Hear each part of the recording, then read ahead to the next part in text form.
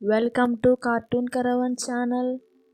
వీరసేన రాకతో సీతావనం నిశ్శబ్దంలో నిద్రిస్తున్నట్టు అనిపించినా ఆ నిశ్శబ్దం వెనుక ముప్పు తెచ్చాడుతోంది. వెన్ను చలించే రాత్రి చీకటిలో గ్రామానికి దగ్గరగా ఓ మూలన ఓ సైన్యం కదలికలు కనిపించాయి.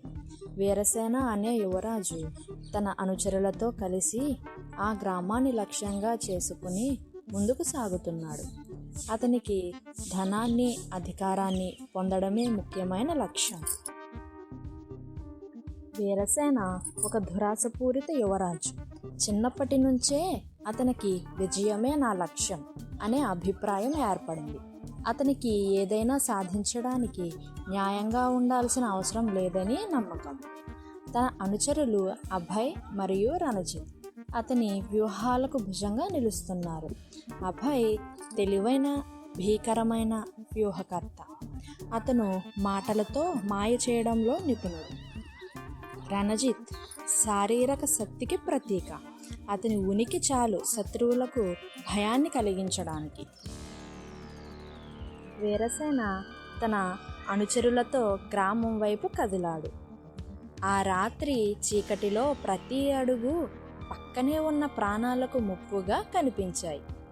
చల్లని గాలి, అడవి పక్షులు, జంతువుల అరుపులు వాతావరణాన్ని మరింత భయంకరంగా మార్చాయి.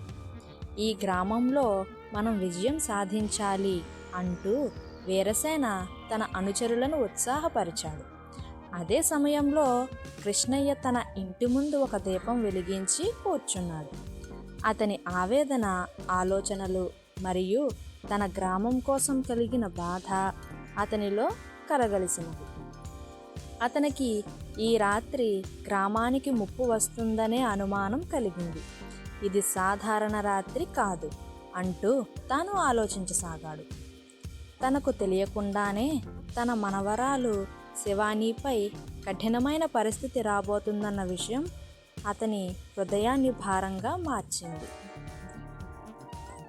వీరసేన తన అనుచరులతో గ్రామంలోకి ప్రవేశించాడు. వారి కాళ్ళ చప్పుడు, వారి గొంతు స్వరాలు గ్రామస్తుల నిద్రను దోచేశాయి.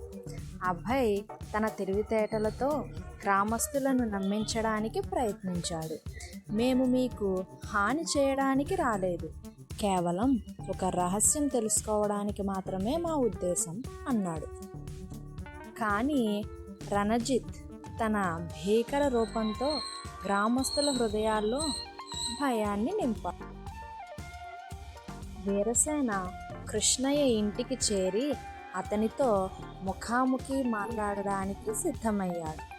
మీరు కృష్ణయ్య కదా అన్నాడు గంభీర స్వరంతో. అవును అన్నాడు కృష్ణయ్య. తన శాంతతను కోల్పోకుండా, నిధి రహస్యం మీకే తెలుసని మాకు సమాచారం వచ్చింది. దయచేసి నిధి ఎక్కడ ఉందో చెప్పండి అంటూ వీరసేన గట్టిగా అన్నాడు. కానీ కృష్ణయ్య ధైర్యంగా వీరసేనతో, ఆ నిధి తగిన వారికి మాత్రమే లభిస్తుంది.